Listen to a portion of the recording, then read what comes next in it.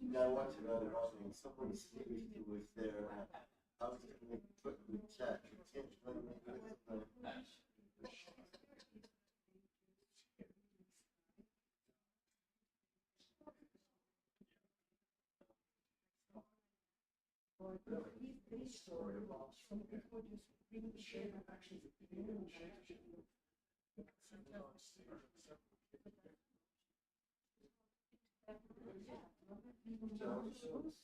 Or I can bring them to see you.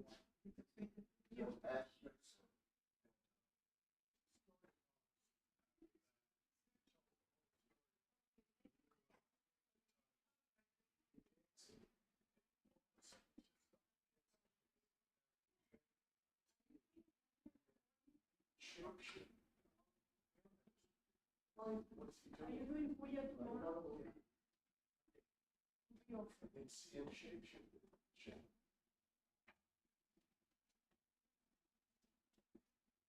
It's 5:05.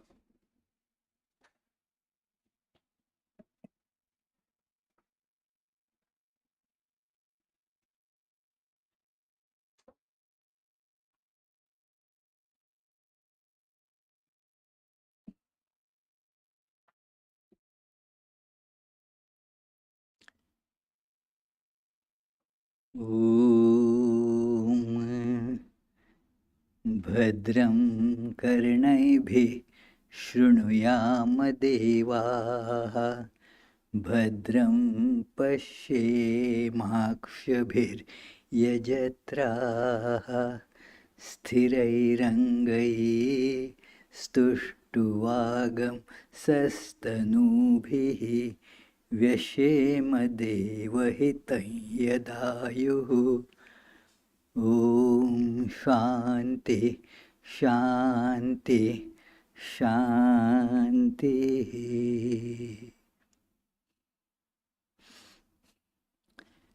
Let us pray together. We offer our salutations to the all-loving being who endows all beings with consciousness. We meditate on the Lord, who is the origin of the universe. Lord, thou abidest in all, thou art all, thou assumest all forms, thou art the origin and goal of all, thou art the self of all, thou art existence, knowledge and bliss. Salutations unto thee. May the world be peaceful, may the wicked become gentle, may all creatures think of mutual welfare, may their minds be occupied with what is spiritual and abiding. May our hearts be immersed in selfless love for the Lord. Peace, peace, peace be unto all. We shall begin today's service with the opening song, a famous song, This Little Light of Mine, and our friend and musician Peter Travisano will be leading us into it. The words will be displayed here so you can join.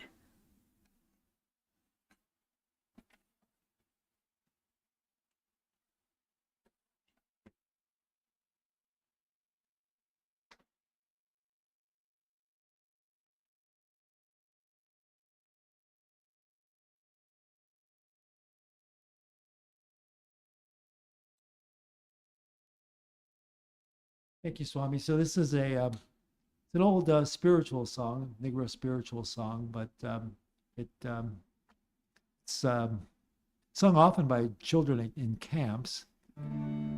But I think it has a Vedanta message, and please do sing along. Because remember, singing is a spiritual practice. Listening is not.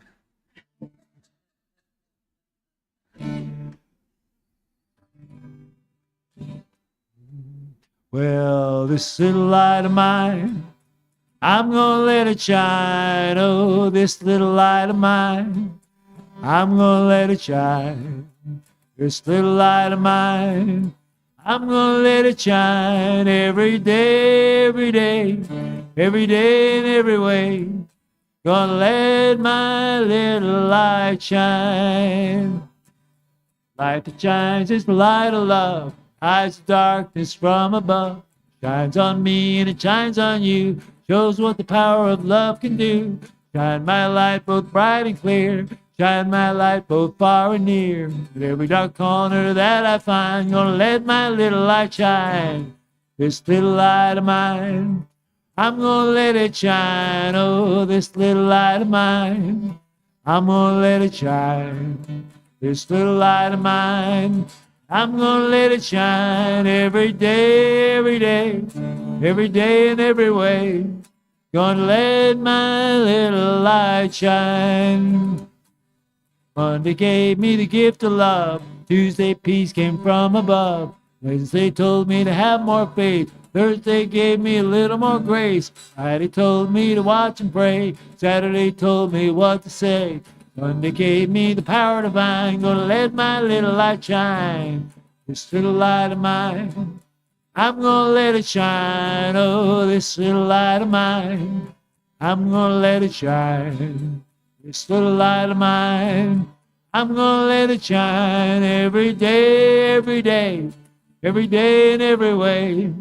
Gonna let my little light shine. This little light of mine, I'm gonna let it shine. Oh, this little light of mine, I'm gonna let it shine. This little light of mine, I'm gonna let it shine every day, every day, every day and every way. Gonna let my little light shine. Shine, shine, shine, shine, shine.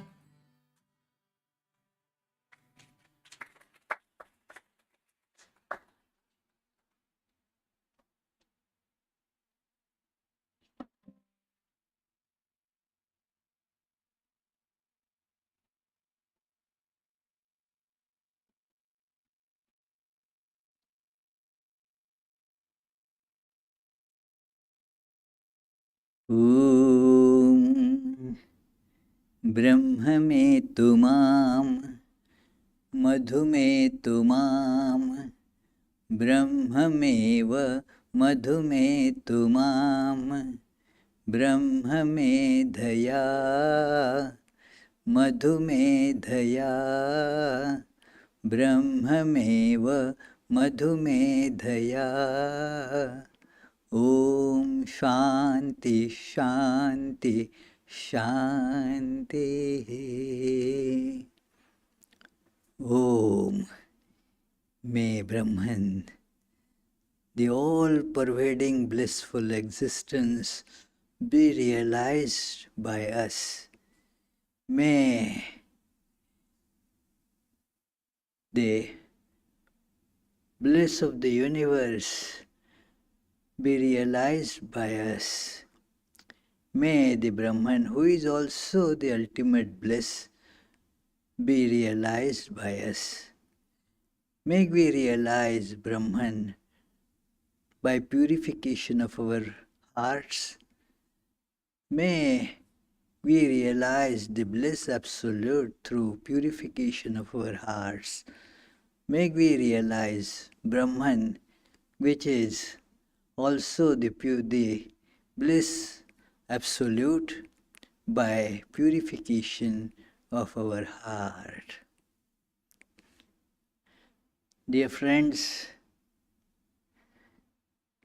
the message of this opening prayer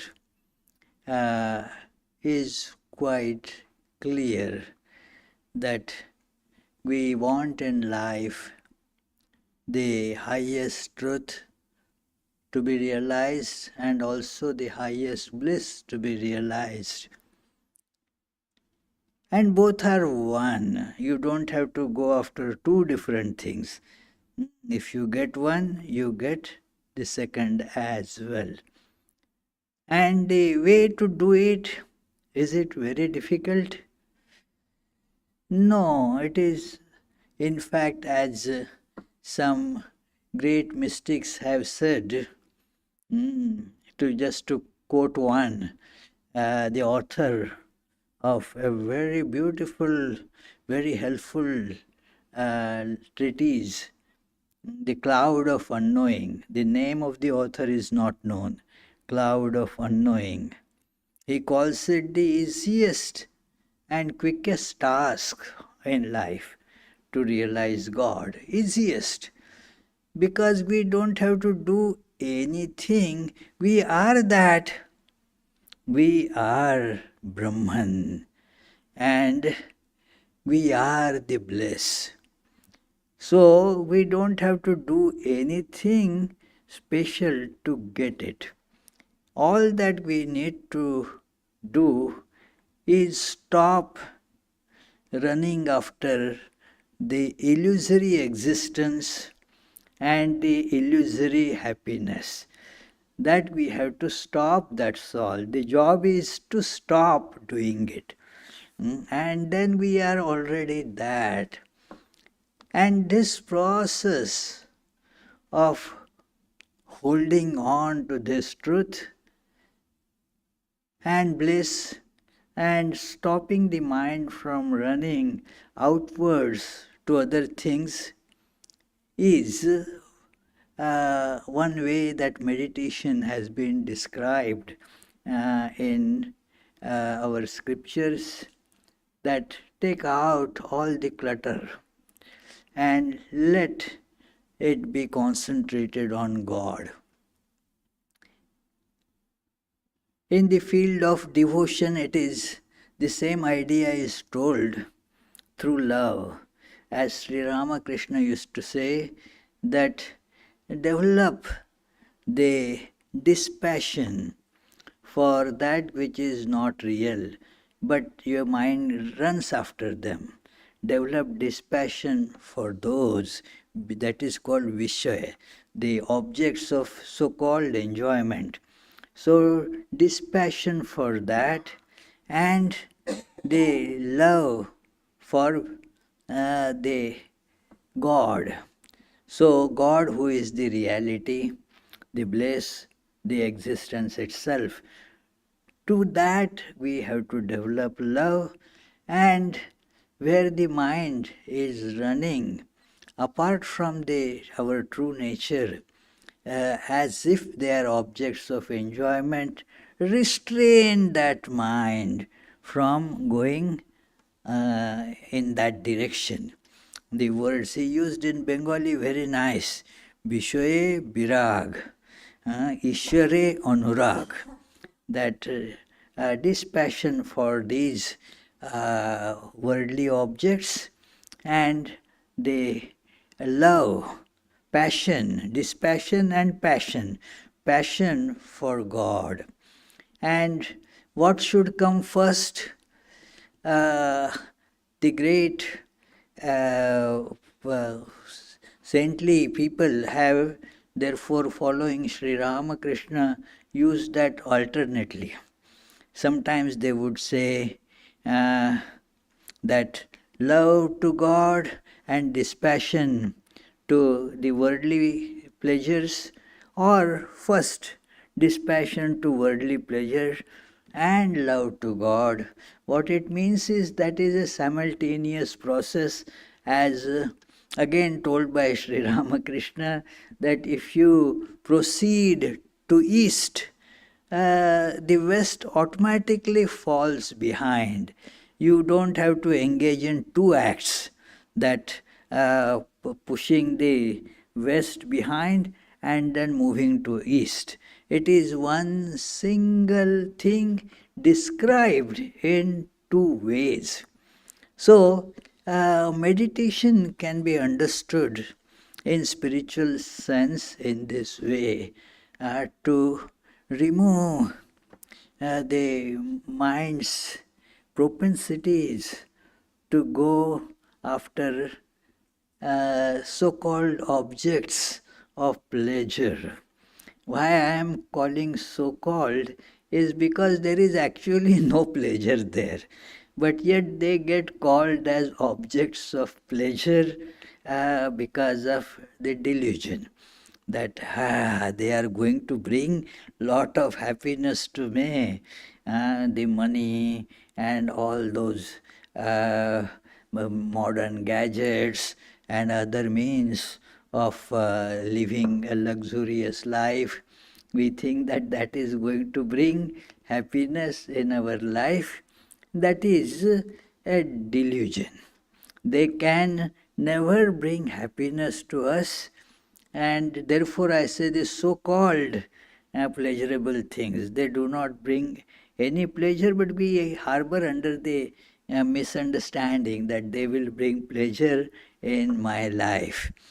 So one has to develop a distaste for them. Why we have to develop? Because it is the mind has to be brought back from that pursuit. There is already a momentum developed to run after those things. So mind will run towards those. Now pull that back. That is one aspect of meditation. It is told by Patanjali by this technical word pratyahara. Pratyahara means bringing the mind back. Instead of going to grab it, no, bring it back from there. And then the second aspect is called dharana. To hold on to the truth, the existence, consciousness, bliss, hold on to that. That is, so it is a twofold practice for ordinary practitioners. And it is always thought that for meditation we will be sitting like this. And so you can see that any posture, any description of meditation involves sitting. That yes, sit like this. In scriptures also you will find these very ideas elaborated, that it is, for example, the Vedanta aphorisms sometimes called Brahma Sutras or Vedanta Sutras or Vyasa Sutras. Those aphorisms have in the last chapter this aphorisms. It is the fourth chapter is the last, 4.1 aphorism, the fourth chapter, section first, and aphorism 7 to 9. Seventh is the one that is off quoted, that is asina sambhavat, that it is possible only while sitting. And they both commentators, Shankaracharya and Ramanujacharya, they concur here. They have differences in other things, but in interpreting these aphorisms, they have given the same exact interpretation, that it is possible while sitting, because otherwise, that if you are walking, there is the impact of multiplicity on you. If you are standing, again you are not steady while standing. The mind has to be kept steadied. The mind has to be glued to one place. So let body be first glued to one spot, and so that it becomes possible. Don't try to do it lying down, because you may feel sleepy. That you may sleep, and then it is worst thing that would happen. Not only you will not meditate, but you will think, wow, I got samadhi. It is very easy to fall into that trap. And so that is why it has been told asina sambhavat. It is true. And you will see in Upanishads, like Shvetashvatar Upanishad describes it, that how one should keep trirunnatam sthapya samam shariram. And Bhagavad Gita also exactly similar advice is given, told in Bhagavad Gita in 6th chapter. There are more details. In some other Upanishads and places like Kurma Purana gives more details as to how once this seat should be, and the posture, how it should be, and so forth. So the burden of all this is that one must sit and meditate. And today's this topic is not to contradict that. Please do not think that all those teachings were wrong. The meditation should not be done while sitting.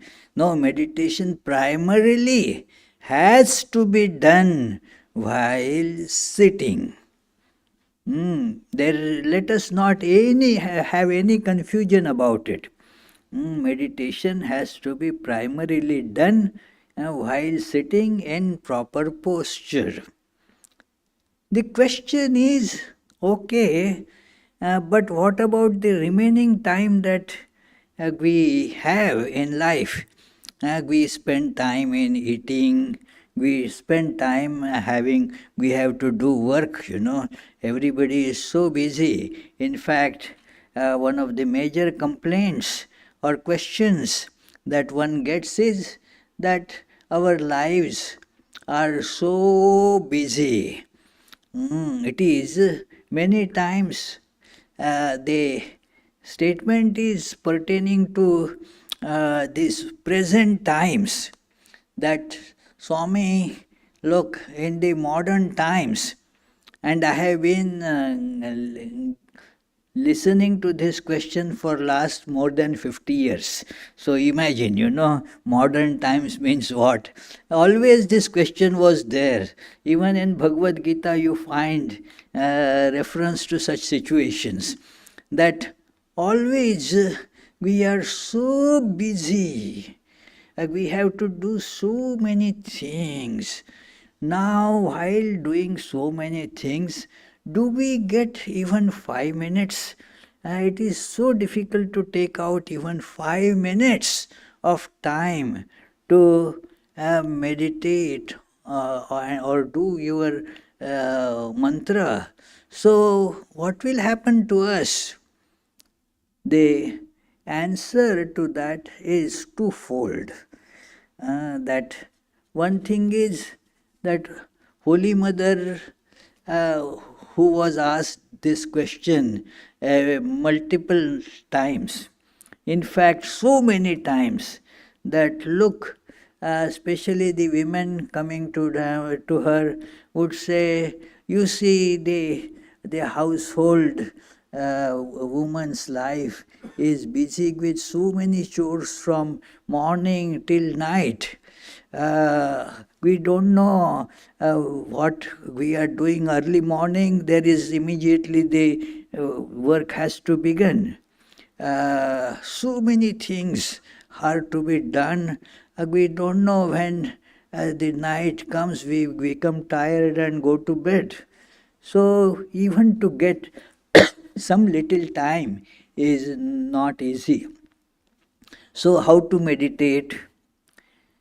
So Holy Mother has told that it is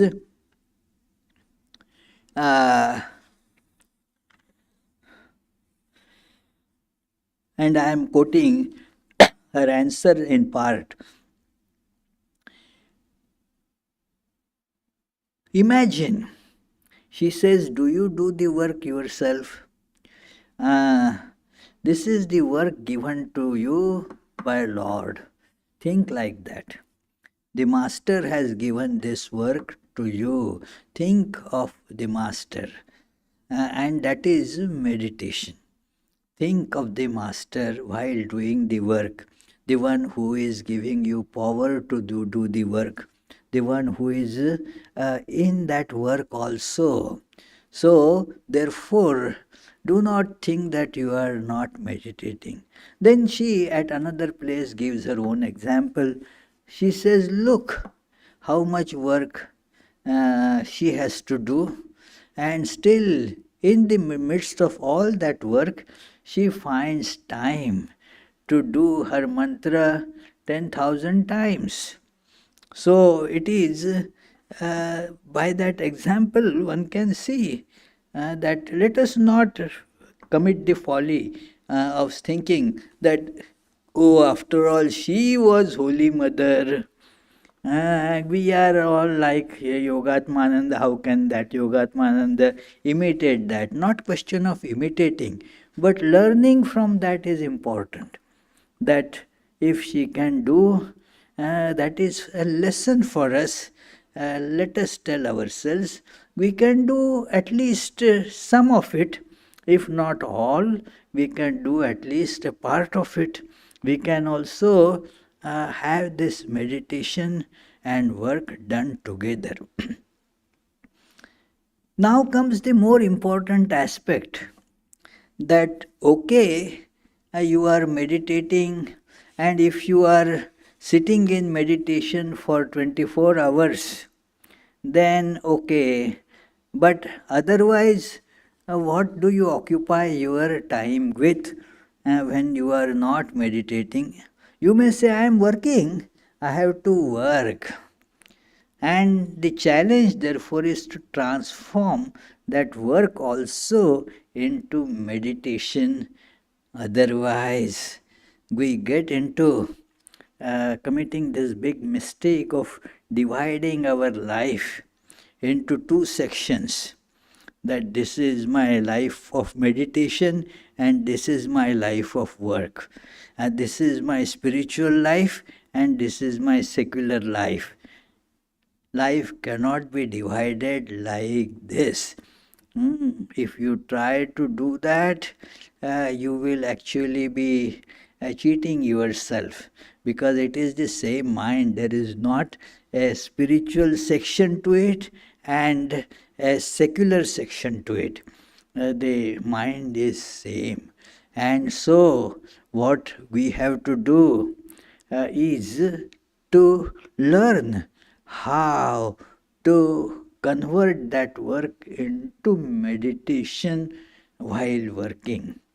It is, and there are examples of how to do that. It is a lot of instructions and examples about that are there. That we read about the Brother Lawrence book, that practice of presence of God. A great treatise, a small, very practical treatise that tells how one's every action is to be tied to God.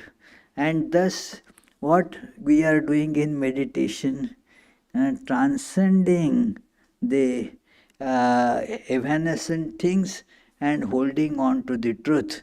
So when we feel this aspect, that what I am calling as work is really God's work, and God has given it to me, and let me do it honestly as a service to God, and then that work becomes a meditation. It is told also in Bhagavad Gita that to Arjuna, that at many places this great idea comes in Bhagavad Gita of learning to work with the spirit of dedication and detachment.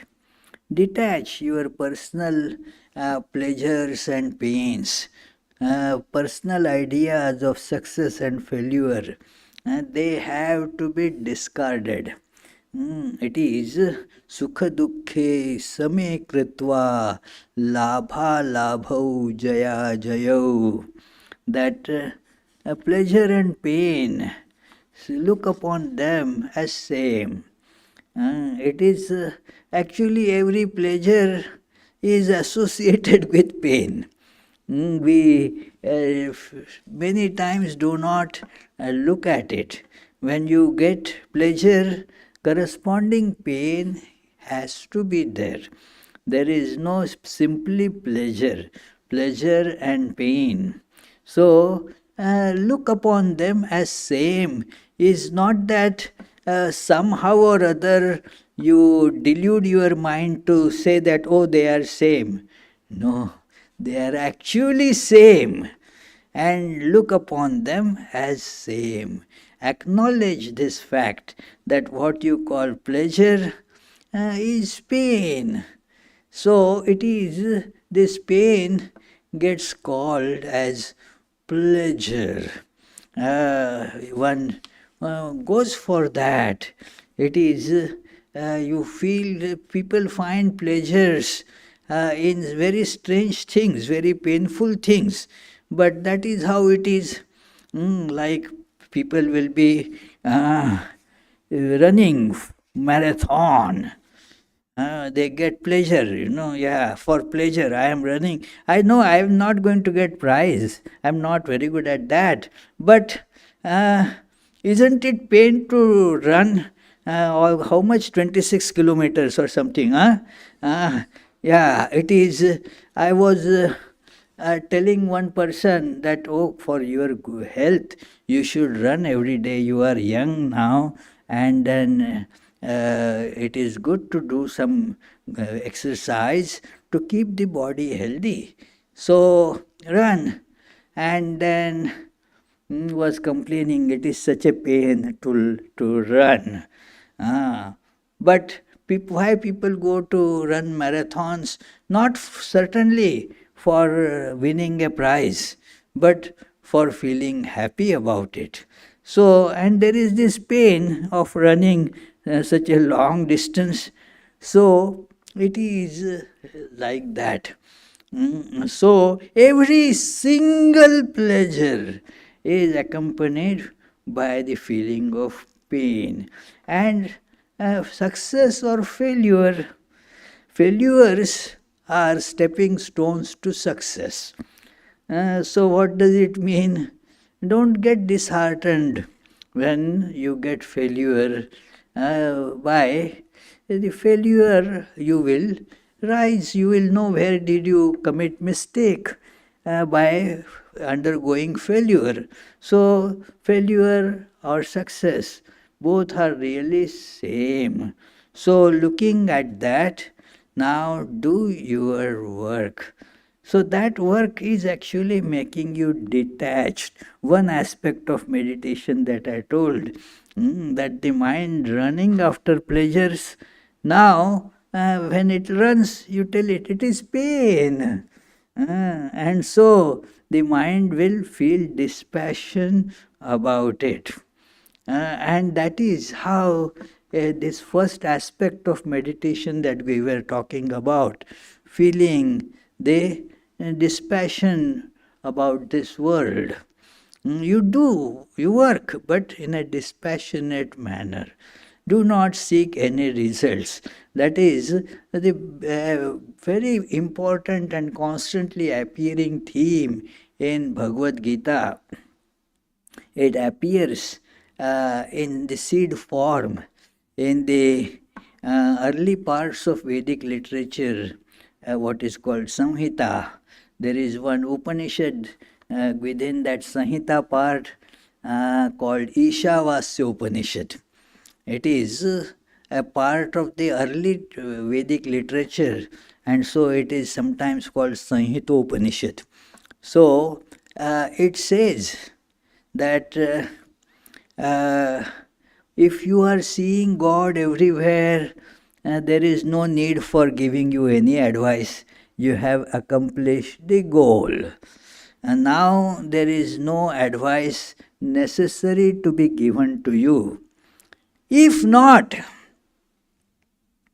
then what you can do? The best, कुर्वन्नेवेह कर्माणि जिजीविषेत् शतगं समाः एवं त्वयि नान्यथेतोऽस्ति न कर्म लिप्यते नरे. Then the best way for you is that knowing that God is actually the reality of the world, keeping this truth in the background, now spend your life doing work with this truth at the back of the mind. Keep on working. Working in this way, the work will not get attached to you, na lipyate, that they will not affect you. So, here also the same message, work in a dispassionate manner, and that work thus becomes conducive to meditation or like meditation. You think of the truth and then detach yourself from the worldly pleasure or pain, give them up.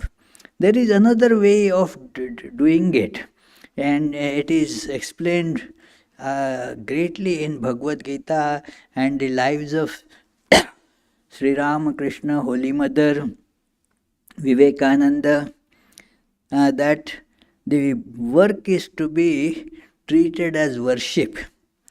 In the last chapter, 18th chapter of Bhagavad Gita, there is this beautiful verse comes. It is the end chapter. And so in a way, so many ideas are now being strung together.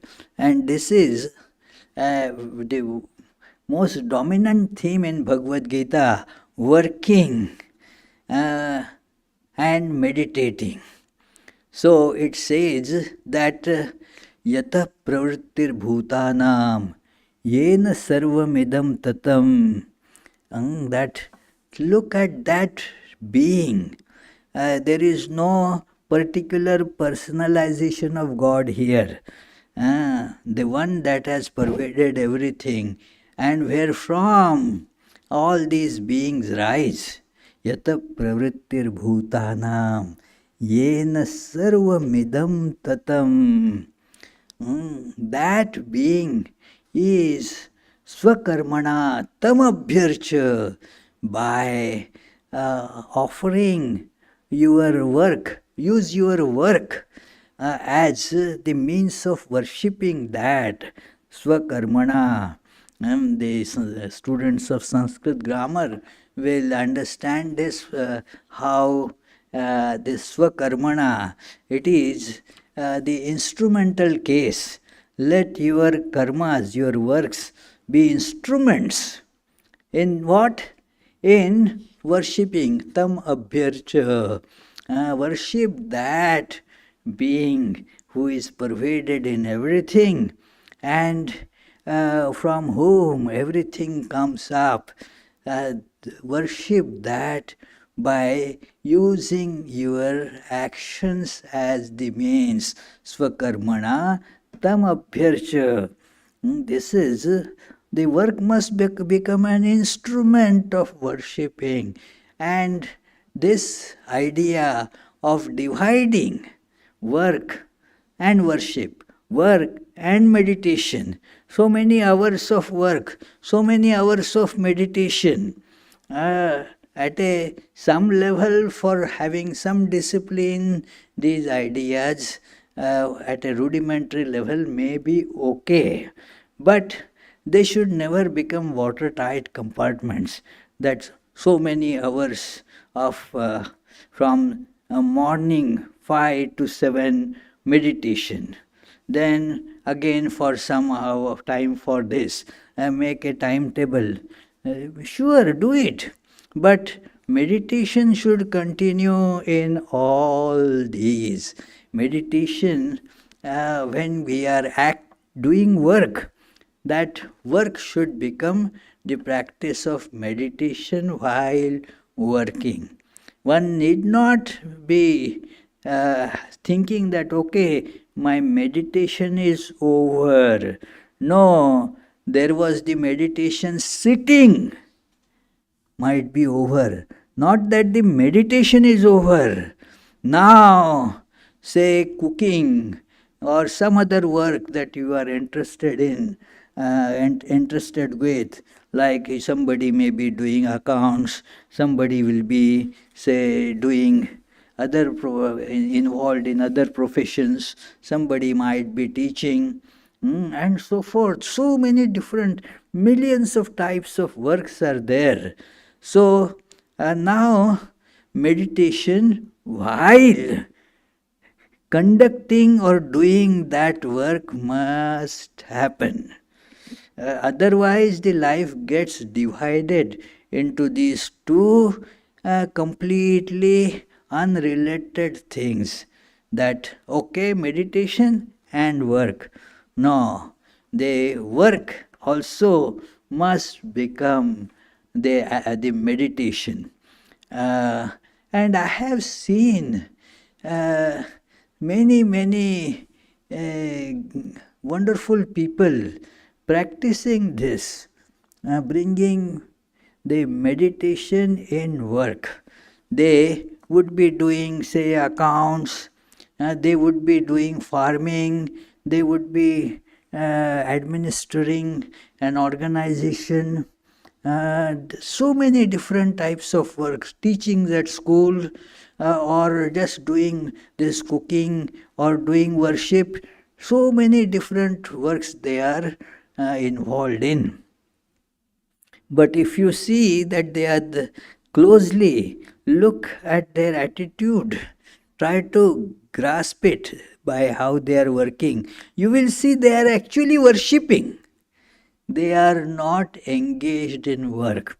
One incident that, let me tell you, he was very well known Swami, and his job from very early days, and he continued doing it almost till his death at Kashi, at our Sevashrama, the hospital in Kashi, Ramakrishna Mission Hospital, Sevashrama, that home of service. There, his job was to do, yes, bandage and nursing to the patients. Patients who have wounds, and then they would come to him. Now, he would do all that, but the mind is on God. That you could see the way he is working, that he is treating these patients as expression of God. And that is how the work gets carried. And meditation also keeps on happening. This is meditation. See, otherwise, is it not just work? If you are saying, I must go and meditate, come on, now you go and sit. Like you see in these images, that sit like that. Now, you are sitting, that is an activity, action. Is it meditation? It is sitting. Meditation while sitting is being told. But sitting does not mean meditation. It is like sitting around the dining table doesn't mean eating. You can sit, in fact, many times when people come here to discuss, I call them in the dining room because a good place to sit and so forth. No eating goes on, but that is a place that we sit. So it is like that. Sitting, is meditation happening? No, need not be. So sitting also, that what we call meditation is an action that is being performed. Sit or move the beads. Many they have the beads, or do mantra on the fingers. It is a movement that is happening. So it's just work. What makes it become meditation is the attitude. connecting to God through those actions. Otherwise, it is not meditation. Like the great Saint Kabir, he mentions that, well, the uh, beads are moving in your finger, and maybe the tongue is moving in the mouth, and the mind is on a world tour going everywhere. Is it meditation? Therefore, one must not identify meditation with sitting and thinking that sitting is meditation, and then if I am doing some account work or teaching work or gardening work, they are not meditation. They also are and are to be converted as meditations. So, this is so very important. An expression of our spiritual development comes through work, and it gets expressed through work. The work provides a test whether you are really meditating or not. That you may say that it is, it happens sometimes to many who are sitting for meditation. 2 hours they have sat for meditation, and then they come out very quarrelsome, very irritated, and scoffing at others, and like that. Was it meditation? 2 hours, what were they doing? That is not meditation. It is important to see that the test, if the meditation was right, the mind should become full of this tolerance, patience, understanding, love, and so forth. If that is not happening, if the attitude is keep on scoffing at others, then it is you are not meditating. So, therefore, one has to learn the art of taking the meditation to this 24/7 practice. Whether you are sitting, when you are sitting, your meditation is sitting meditation. When you are, say, eating, it is eating meditation. Therefore, we say the grace before eating. The idea is that you are eating, let it be filled with the idea of the divine pervading all aspects of that, like the food, the ladle with which we take that food on our plate, the act of eating, and then these are the components of that. Feel that the same reality is in all of them. The reality is Brahman, called Brahman. So it is said, Brahmarpanam, Brahmahavi, Brahmagnau, Brahmanahutam, Brahmaiva tena gantavyam, Brahma karma samadhina. It is, the meaning is as such very simple, that feel the presence of Brahman in the instruments with which the food is made.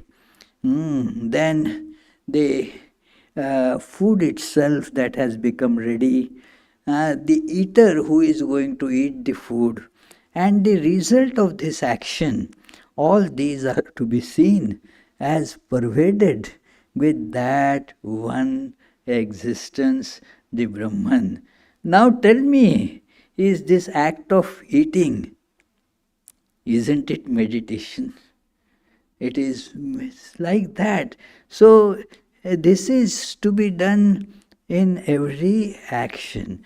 Why it is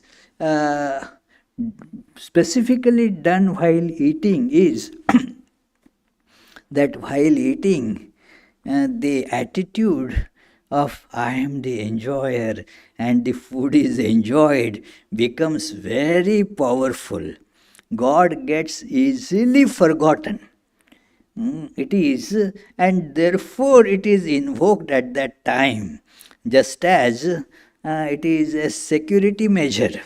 When there is more danger, then you put in more security measures. So the feeling of divine gets easily destroyed when we have to eat enjoyment. That is the primary idea. Hey, I am hungry. Oh, this has been prepared so well. This is so delicious, and this didn't come out well, and so forth. But uh, actually, this is what destroys the meditative aspect that can be invoked in that. So that has to be invoked. And in every action, like suppose our John is sitting there, is driving the school bus, taking the children. Now, it is as such a work, but it is meditation. It is service to God in the form of children. This bus is an instrument of worship that he has got, and his actions are for that purpose. It's a worship, a meditation. So it is in that form, every single action should be converted into meditation. This great treatise, Meditation and Spiritual Life, that has helped me a lot. This book by Swami Yatishwarananda. So it has a very good discussion on the title of this chapter is interesting: Worldly Duties and Spiritual Life. We have to do duties in the world, but what about spiritual life? Well, those duties are part of spiritual life. Let me read a little bit. Saying that there is absolutely no time for one's spiritual practice and reading is not the truth.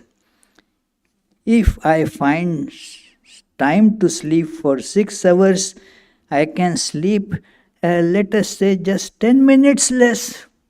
So you can extract 10 minutes from that. It is, and take some 5 minutes from my meals, some 5 minutes for something else, and so on. Thus I come to have at least half an hour for my spiritual practice and readings. And this is what is to be done under all circumstances. Even if the mind is disturbed, even if I am not able to do it with great attention, even if I go through my practice somewhat mechanically, even if my whole brain revolts at the mere idea of study or deep thinking, and this too is a duty. This is a deeper aspect now. The duty, the primary duty of human being is to realize the truth, the God. God is to be realized. Realizing God is the primary duty. That is what the life is for. All other things are secondary. They are to be done if they help the primary purpose. If not, just not to get into them. Primary purpose is to realize the divine. And so, all actions are to be geared to that. If you do not find time for achieving the primary objective of life, then what is for doing the other things? You need not get involved in them. So, the primary purpose is the spiritual life. So, if you have to do many actions, then see that those actions become your helpmates in pursuing this spiritual goal. uh, and then there are people who go on with their japa while they are engaged in some work.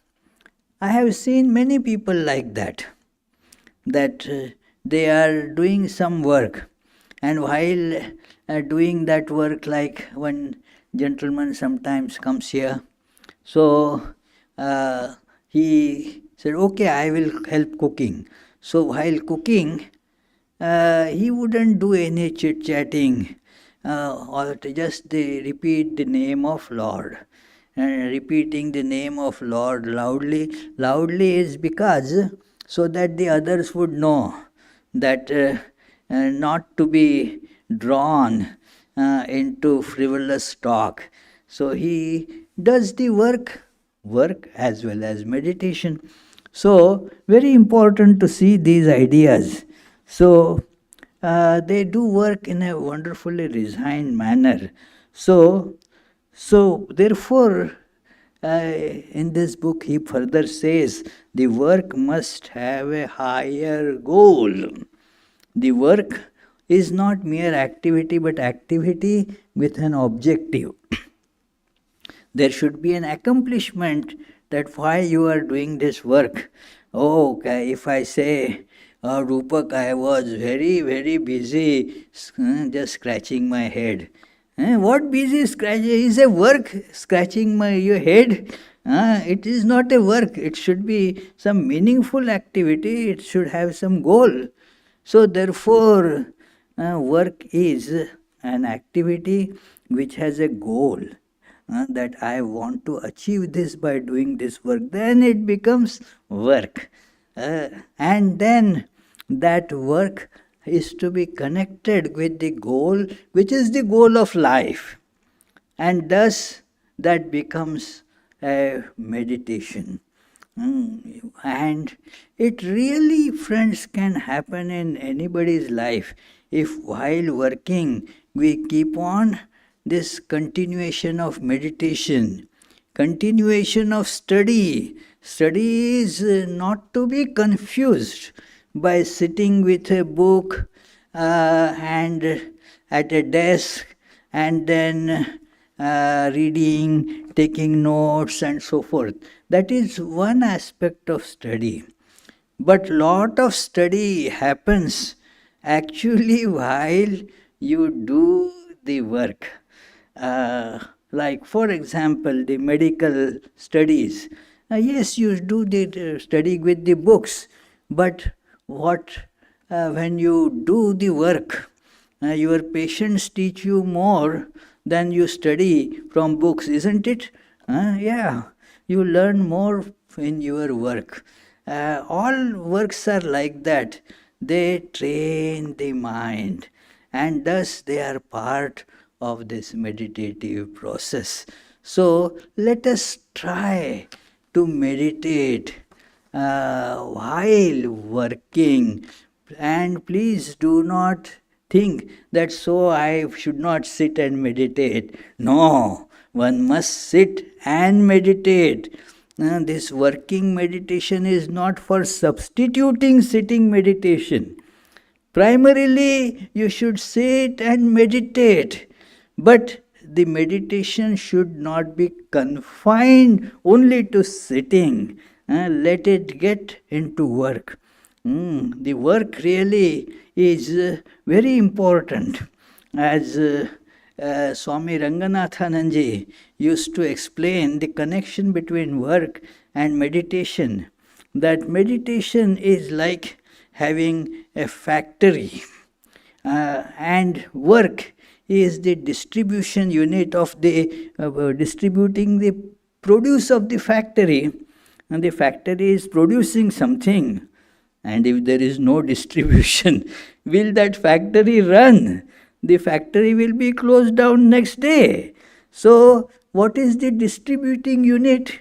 You are meditating, generating, producing spiritual awareness, and then it has to be distributed When you work, it gets distributed in terms of, love, in terms of concentration, in terms of, holding on to the divine. Like that, the message, is that work and meditate, sit and meditate. So meditation should not be stopped, whether you are sitting or working. So this is the message. Thank you, friends. Any questions? There is no question here. Oh, our Joan has a question.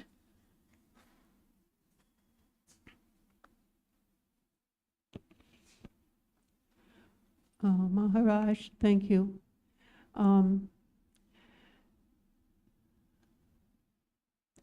I was reading another book, and I don't think it was from the Vedanta tradition, so I was keen to know what your impression of meditation in this book would be. Meditation? Yes. What is your impression where they say that you meditate, the purpose of meditation is to strengthen the mind and bring all the thoughts together. Yeah, that is then, okay, once that is done, you do not have to meditate anything more because it can become harmful. So that doesn't sound to me like a Vedanta tradition. It is not far from Vedanta tradition. Only I would say that to think of it as harmful is not right. Unless it is only restricted, meditation is only restricted to certain activity. But it is true that once you reach the goal of meditation, of seeing God in everything, that is probably what is meant by aligning everything.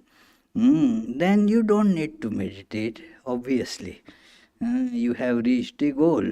So, meditation was done for a purpose, then you don't have to do it. It becomes spontaneous. Yeah. Yes, Rupak?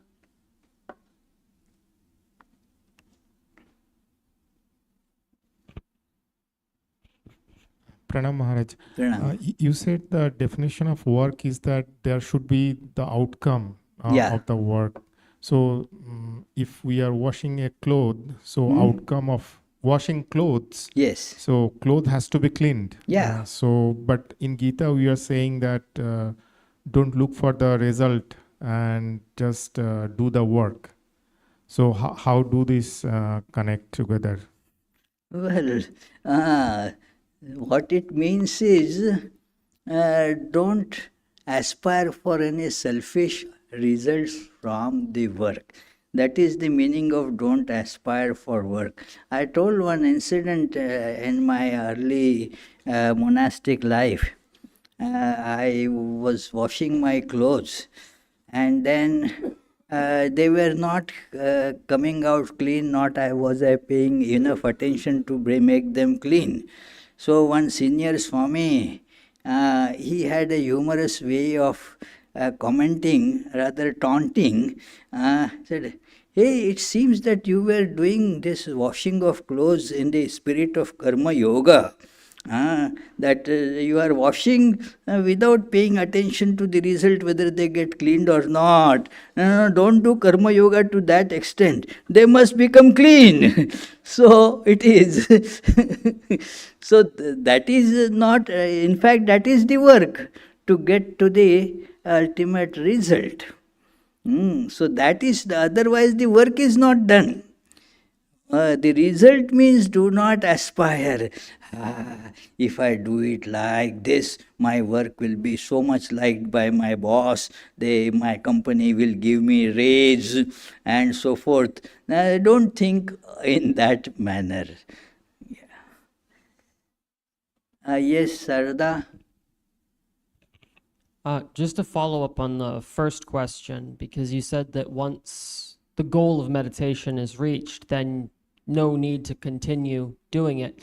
But I wonder, it's often necessary in many skills in life, that if you don't continue to practice something, even once you've perfected it, it becomes imperfect and you slip back into another state. So wouldn't it be necessary to continue meditating even if you are seeing God all around you, because you want to continue to do that?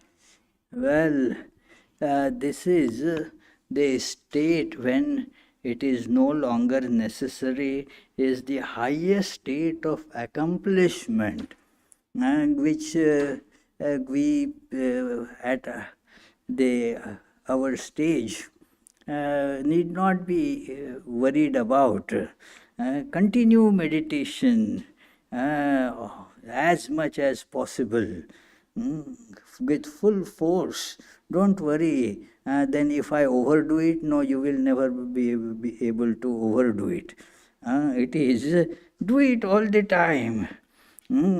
It is once one doctor told me that, he said, see, you must drink enough water.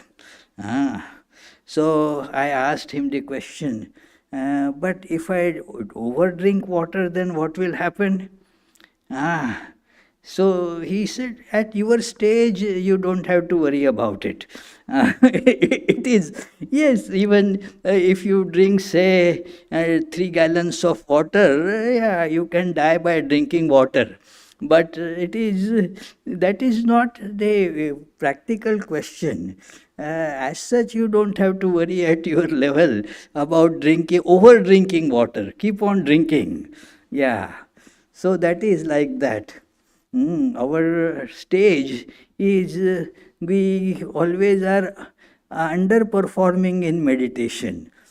So let us not worry with our brains about what. Afterwards, if I stop and I come down, that we will, as they say in English, we'll cross the bridge when we get there, isn't it? Yeah. Okay. So let us conclude with the closing prayers. Coming week, there are some special talks that on Friday, Brahmachari Adi will be giving a talk on the topic. He has not told the topic. What's the topic, Adi? Huh? Bhakti related. Okay. It is a bhakti related topic. So it is on coming Friday. Tuesday, the regular gospel of Sri Ramakrishna class will go on. And on September 29th, this Sunday, is a question that gets sometimes asked: is self-realization selfish? And a wonderful devotee, Tushar Puranik, he will be giving that talk. And every morning and evening the meditations, prayers and all will continue. Today, after the Arati, there is a music concert downstairs. So you are all invited to join that. Pandit Amit Mukherjee will be this vocalist, the singer, accompanied on tabla by Yogesh Karare and on harmonium by Hirak Modi. Thank you. May the Divine, who is Father in heaven of the Christians, Holy One of the Jewish faith, Allah of the Muslims, Buddha of the Buddhists, Tao of the Taoists, Great Spirit of the Native Americans, Ahur Mazda of the Zoroastrians, and Brahman of the Hindus, lead us from the unreal to the real, from darkness to light, from death to immortality. May the all-loving being manifest himself unto us and grant us abiding understanding and all-consuming divine love. Peace, peace, peace be unto all. Now there will be Arati and then the music concert.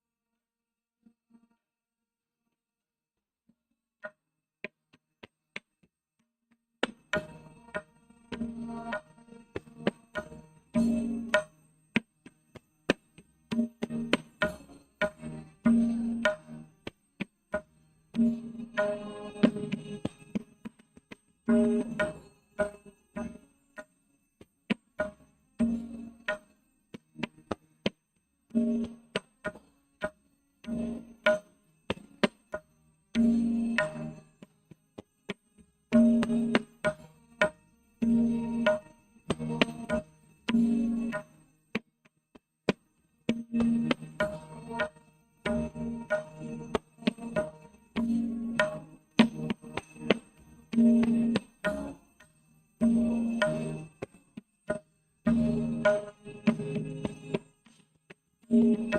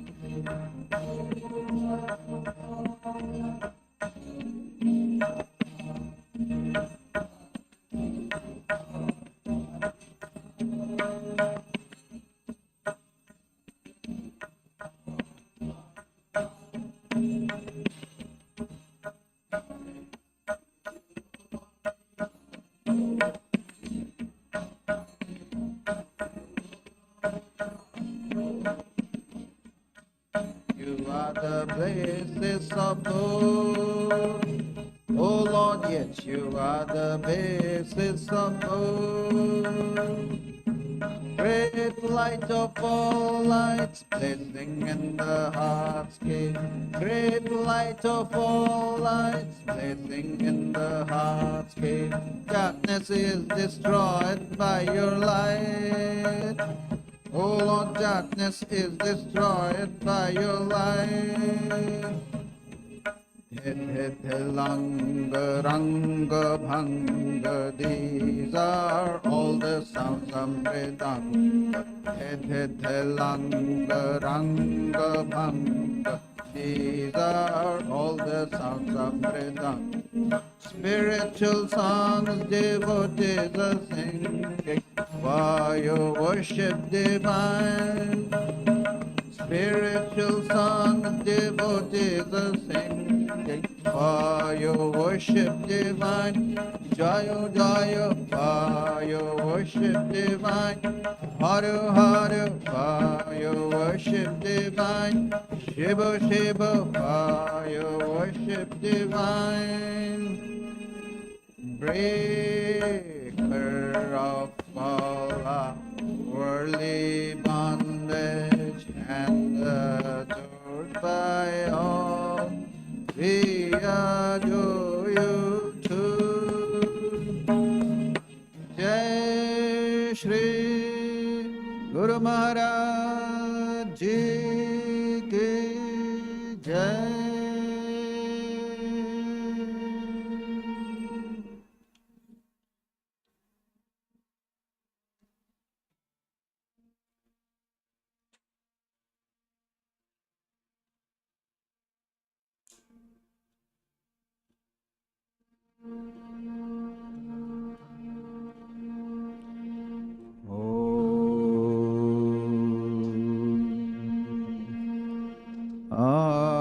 Auspicious and blessed graciousness sublime, all noble ends you give to us, granting us refuge, all-seeing Gauri. O Mother Divine, our love to you.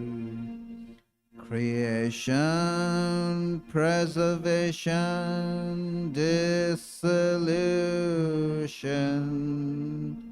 are your powers, eternal one. Nature's real basis, nature's essence. O Mother Divine, our love to you. We come seeking refuge from anguish. Be our Savior through your deep concern. All our suffering remove, Goddess. O Mother Divine, our love to you. Victory, O Mother Divine, our love to you. Blessed Mother Divine, our love to you. Blessed Mother Divine, our love to you. Blessed Mother Divine, our love to you.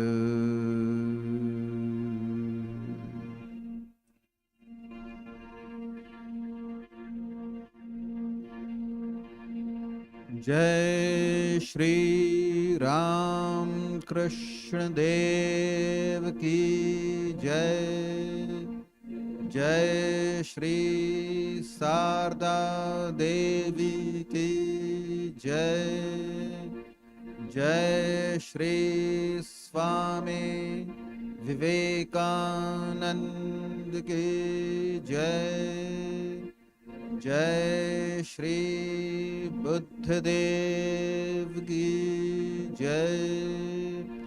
जय Shri Jesus Christ की जय।